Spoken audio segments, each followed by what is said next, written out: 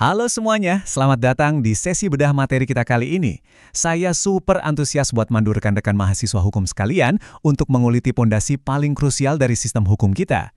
Fokus kita hari ini adalah sumber-sumber hukum perdata. Materi yang luar biasa ini dikurasi langsung dari silabus dan pemaparan para ahli kita, yaitu Bapak Dr. Heru Yudi Kurniawan dan Bapak M. Fajrin, dosen dari Fakultas Hukum Universitas Muhammadiyah Pontianak.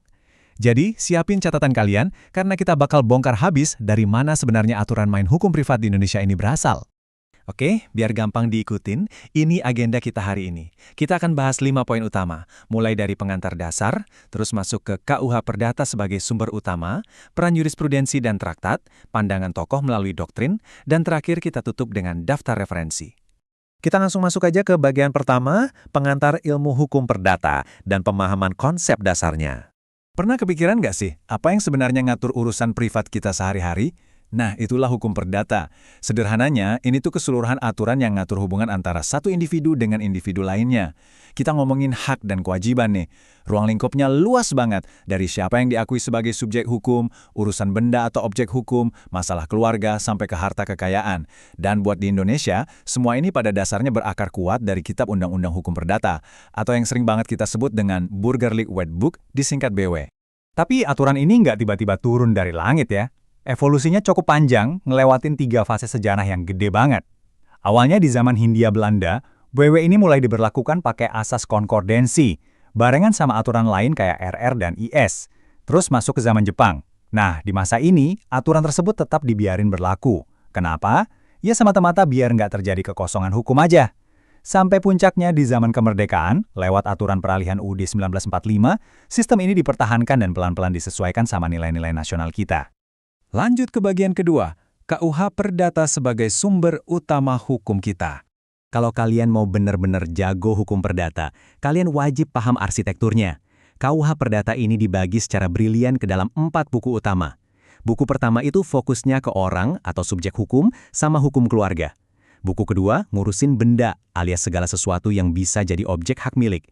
Nah, buku ketiga ini yang sering banget kepake, yaitu perikatan yang ngatur hubungan harta kekayaan kayak kontrak atau jual beli. Terakhir, buku keempat ngatur soal pembuktian dan daluarsa.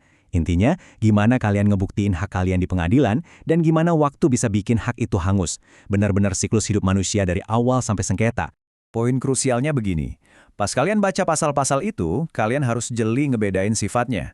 Ada yang namanya ketentuan memaksa atau imperatif. Ini aturan harga mati, nggak bisa diotak-atik atau disimpangi pakai perjanjian apapun, demi ketertiban umum. Di sisi lain, ada ketentuan pelengkap atau fakultatif. Ini tuh kayak aturan default.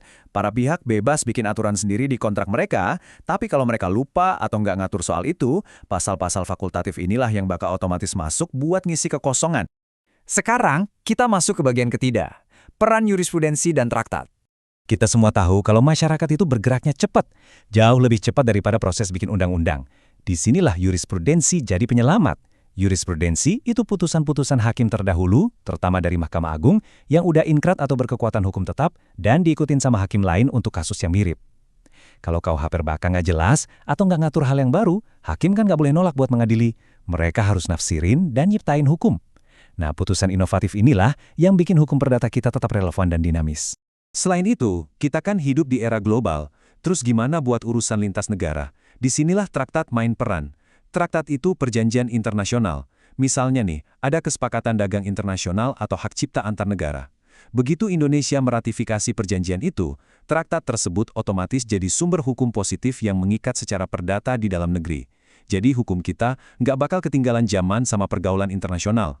Masuk ke bagian keempat, doktrin dan teori dari para tokoh penting.